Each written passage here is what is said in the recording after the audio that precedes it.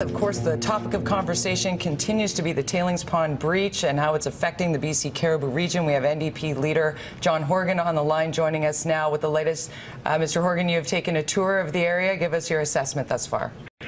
Well, it's very dire, certainly in Likely, the small community west of Williams Lake. I was on a boat touring Quesnel Lake, which is the pristine, spectacular, world-renowned lake here in the west, the eastern Caribou. The people living on the lake are concerned that the debris, in terms of piles, huge piles of forest, what used to be forest, now logs that have been, debarked, debranched, that look like they've gone through a mill, piled in some cases 30 feet high on the shoreline. And the mud in Hazeltine Creek, which used to be noticeable from the water, but you had to look for it. The mouth of that creek now is easily 50 meters wide, with gray mud and silt, and what the residents believe are materials from the tailings pond. We'll have to see how ministry officials respond to that at the mouth of the river. And then if you head up the river, we couldn't access the road. The Ministry of Forests has dug up the road so that people can't access the area. That's enraged local residents as well. It's their backyard, as you would imagine, and they want to be able to travel freely to see what's happened to their community. One of the big questions is the water quality. When are the tests going to come in? Any indication of when they're going to know what the status of the water is?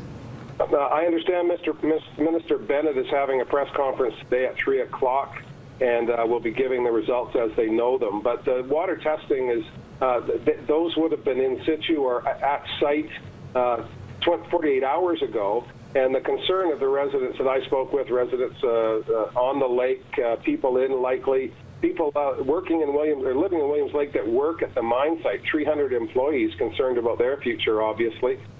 Their concern is that the water testing needs to be an ongoing process.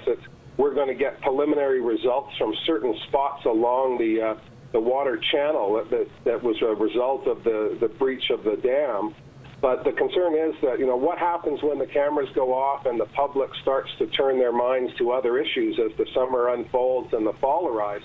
This is going to be an ongoing disaster for this community. And I think the people listening today and watching your program have to be reminded that this is not something that will go away in the next 2 or 3 weeks. This is going to be a challenge for the people in this region and the province for years to come. Now, a state of emergency remains in Likely. Where is our Premier? Why do you believe we haven't heard from Christy Clark?